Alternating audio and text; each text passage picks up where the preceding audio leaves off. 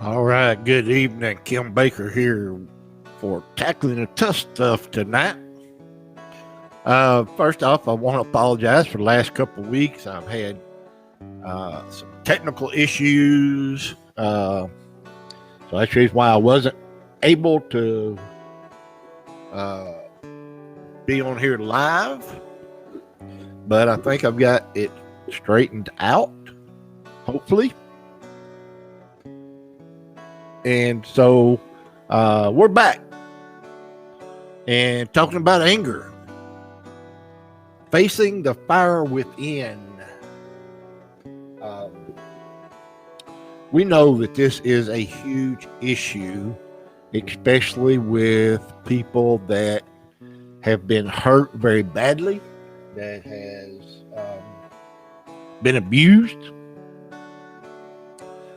So, before we get into tonight, got just a couple quick announcements. First off, I want to say thank you to all the new people that has joined our Facebook page. We have almost increased in the last 45 days over 500 people. Thank you if you are one of them. Okay, we're very thankful for that. All right. If you would, when you log in to a Facebook page, please hit one of the buttons. Facebook allows more people to see us, the more people that interact with us. So if you hit a button, you're helping us to reach more people. Also, comments, same thing, okay? Down in the bottom left-hand corner of your screen, you're going to see where it says vscministry.com. That is our website. Go to our website, click on more to upper right-hand corner. There'll be a drop-down box that says study materials. You can click on that and you can go to anger and you can download the material so you can follow along with us in class. Okay? All right, let's get into tonight's study and discussion, and let's see what it says. Okay. All right. Do you have any idea what the 4 sources of anger is?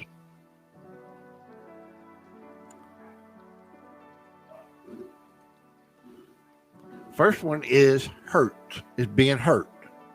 And how many of us out there have been hurt in the past? Yeah.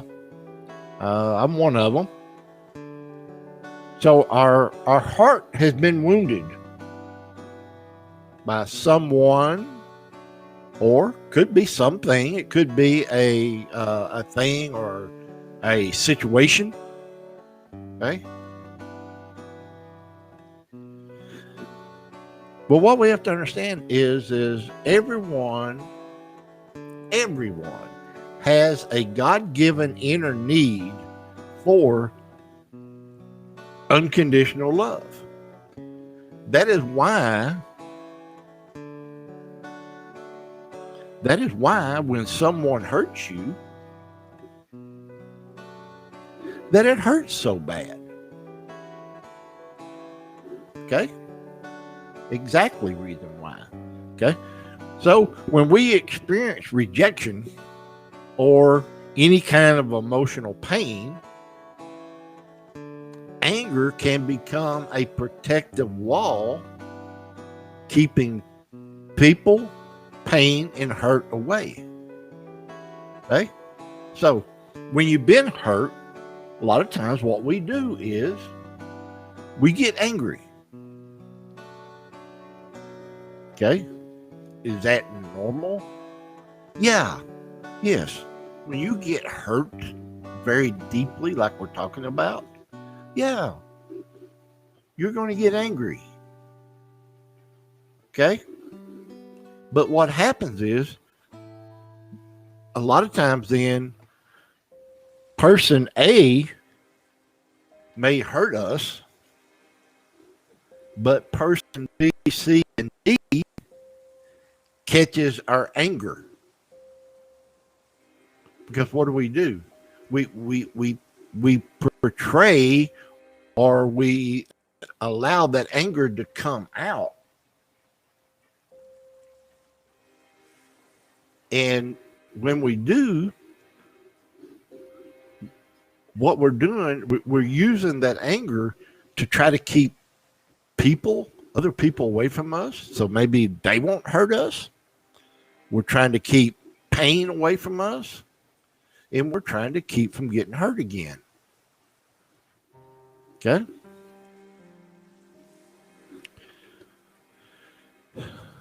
Has an injustice occurred? Okay? Has your right been violated? Okay? Everyone has knowledge of right and wrong, don't we? Yeah. Fair and unfair, what's just and what's unjust. Okay? But when we perceive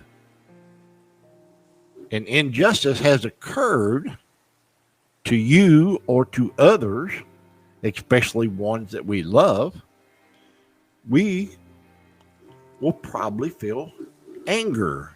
We'll probably feel angry. We'll probably get angry, won't we? Yeah.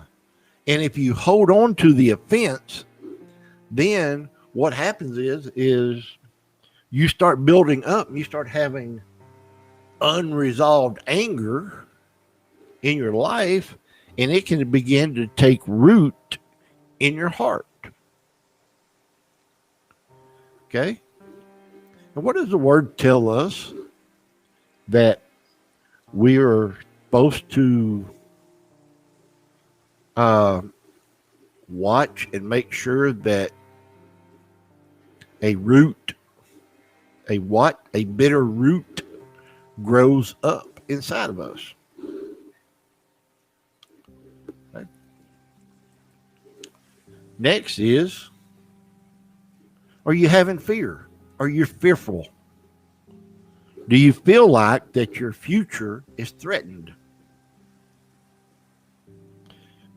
Again, everyone is created with a God-given inner need for security. When you begin to worry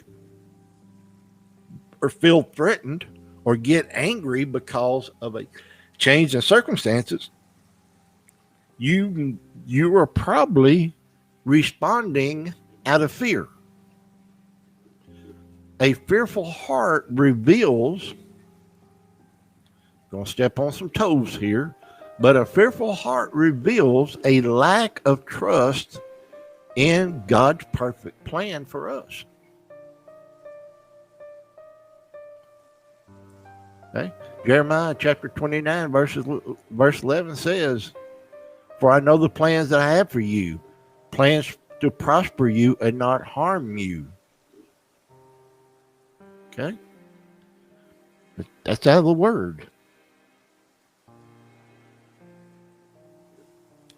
What about frustration? Do you ever feel frustrated because you feel like that your performance is not accepted?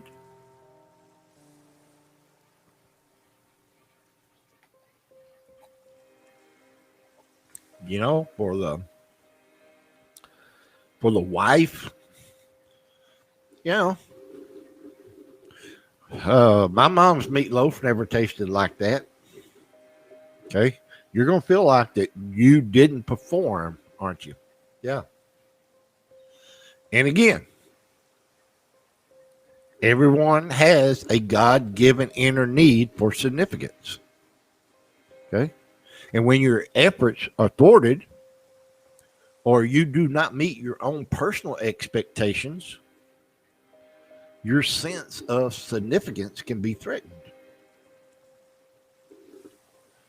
Frustration over unmet expectations of yourself or of others is a major source of anger, where anger resides.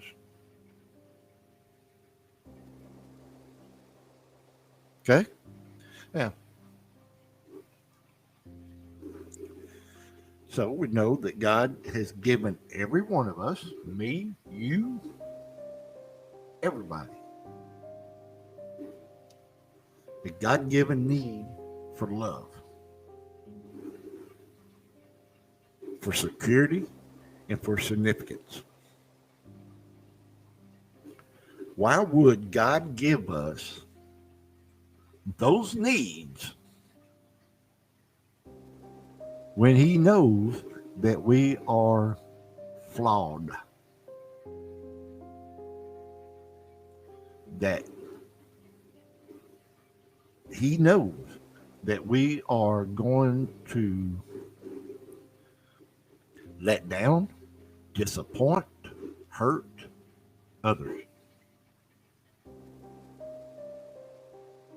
So, what was the point of giving us those deep seated needs in our life? Well, the answer is actually pretty simple. He wanted us to depend on Him for those needs.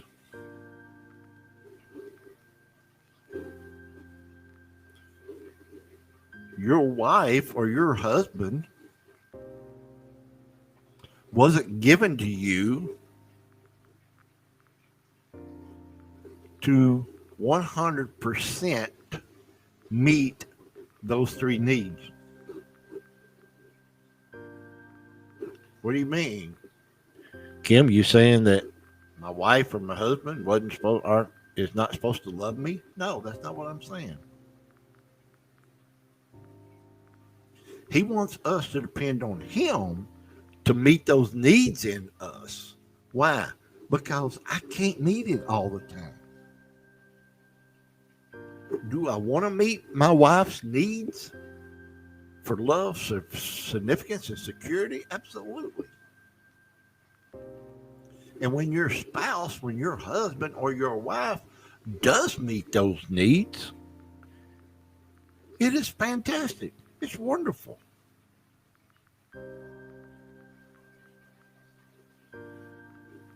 But if you're getting up every day and you're basically telling your spouse, your significant other, I expect you to meet these needs in my life, then you're being unfair.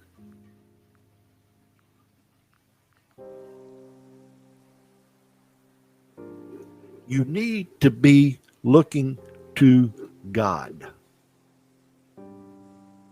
to meet those needs. So, what does God want me to do about my inappropriate anger? Okay. God wants you to examine the true source of your anger. Is it hurt? Is it injustice? Is it fear or frustration? Or is it a combination of these things?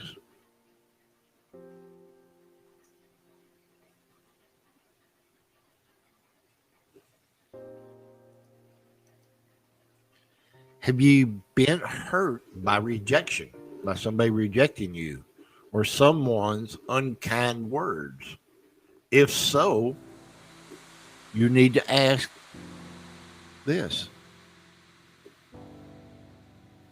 am I using anger to intimidate or to coerce someone to remain in a relationship with me?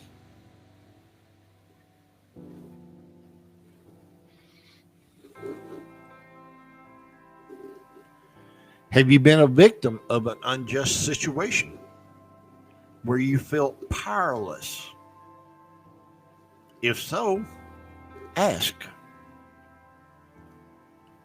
am I using angry, accusatory words to cause someone to feel guilty and obligated to me? Do you really want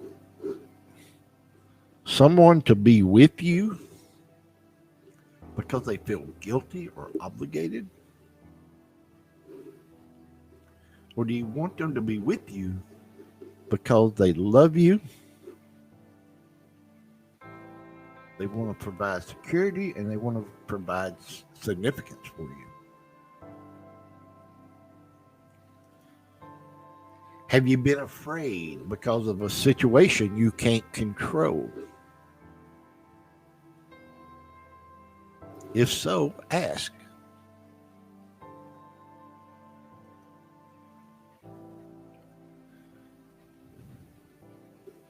Whoa.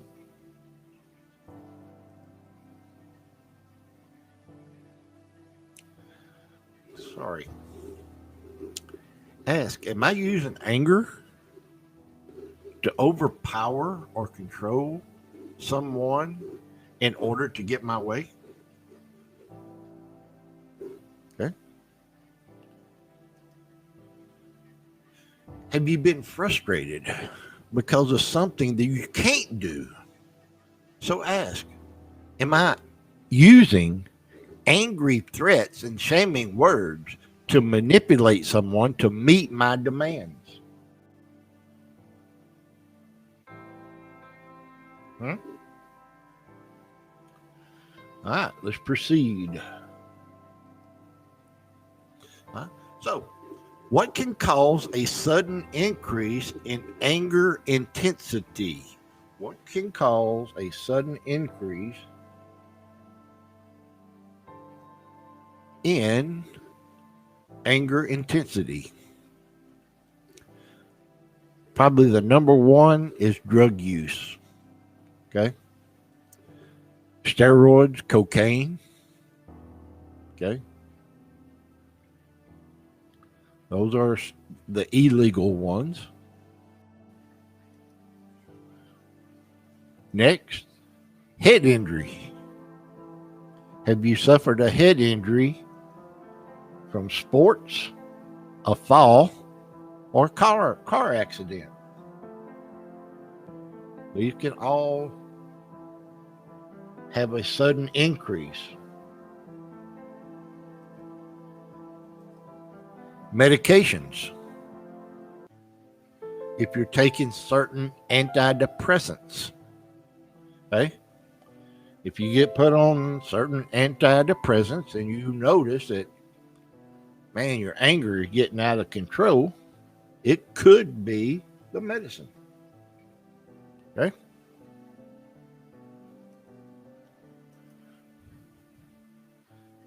Chemical deficiencies. Okay? And that may be the reason why that you're taking an antidepressant. Okay? It's because you're having a chemical deficiency or chemical imbalance. It's actually pretty normal. Due to hormonal imbalances, it can be because of an illness or disease. Can be because of a brain tumor or brain cancer.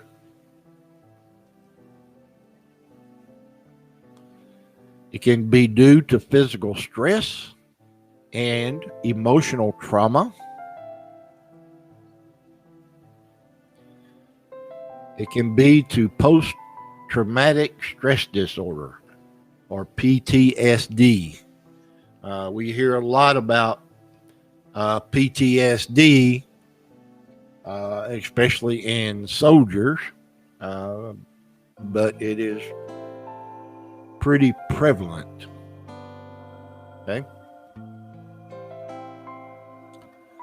Every prudent man, he acts out of knowledge, but a fool exposes his folly. Proverbs chapter 13, verse 16. Okay?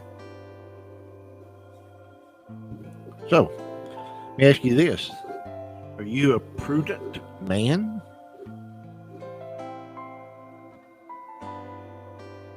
Or are you a fool? Okay? It's not me. It's the word telling us that. Okay? A prudent man acts out of knowledge. That's how God wants us to respond to angering situations. When things come in our life that does cause anger, and we may have very good reason to initially be angry, okay? But what God wants, He wants me, He wants you to be prudent, to use knowledge to deal with the situation, and not to expose your folly. Oh, sorry. Coffee is making me burp. Sorry about that. So, can unrealistic expectations cause anger? Absolutely. Absolutely. Okay. When it comes to anger, unrealistic expectations can be harmful, much like trying to put out fire with gasoline. Okay. All right. Reason why we're referring to this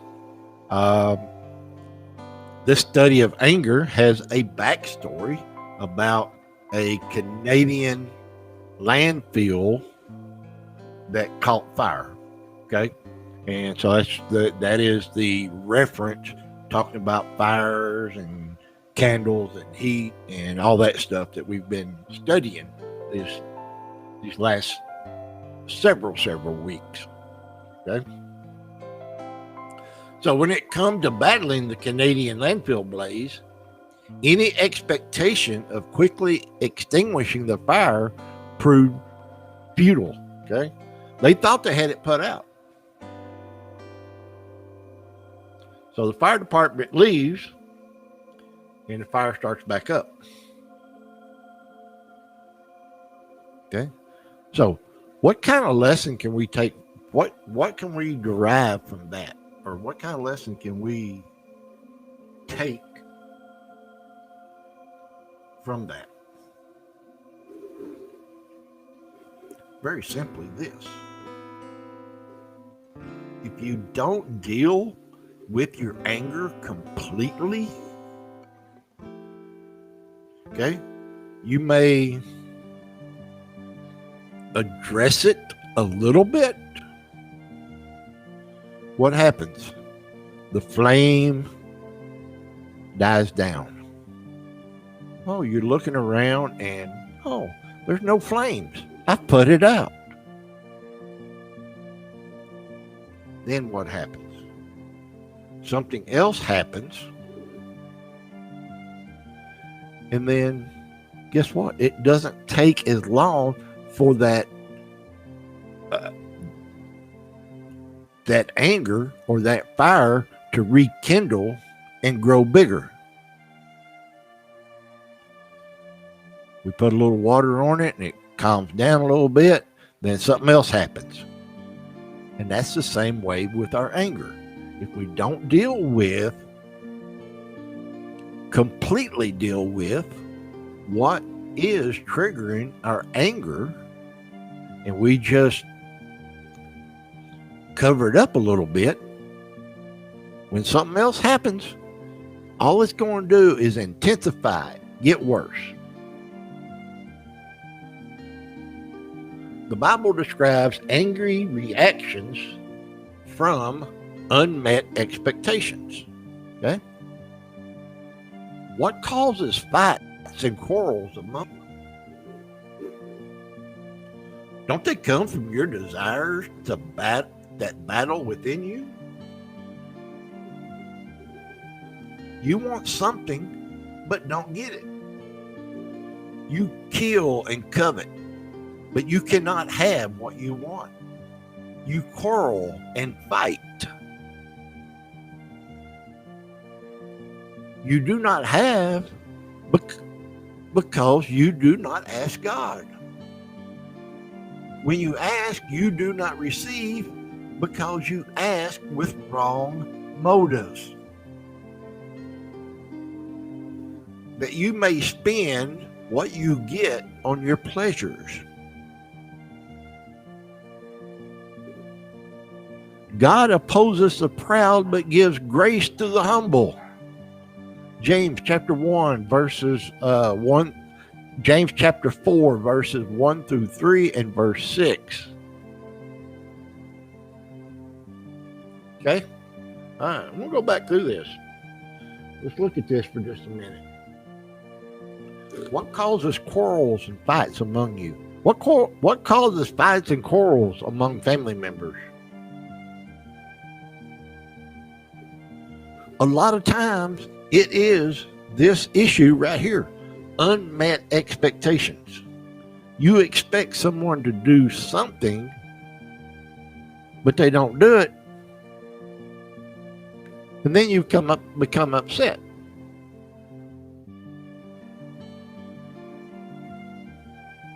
Don't they come from your desires that battle within you?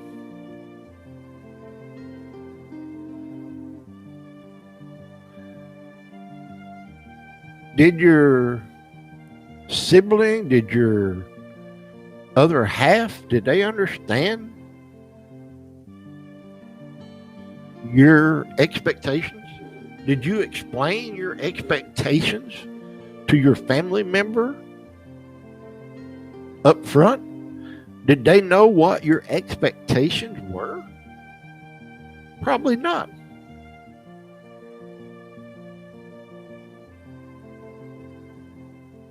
You want to get what you want, but you can't have it. And you quarrel and fight. And then what happens? Families are destroyed. Families are broken apart.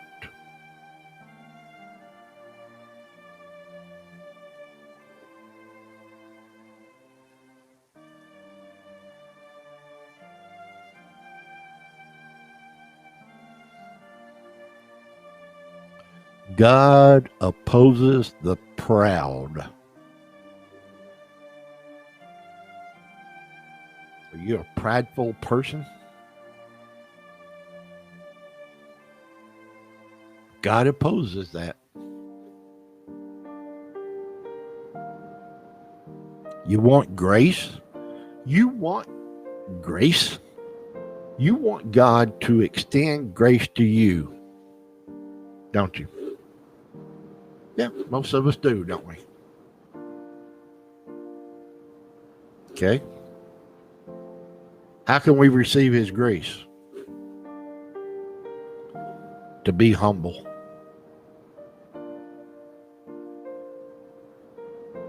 To put our unmet expectations aside for the betterment of the family. Now, am I saying you have to be run over? No.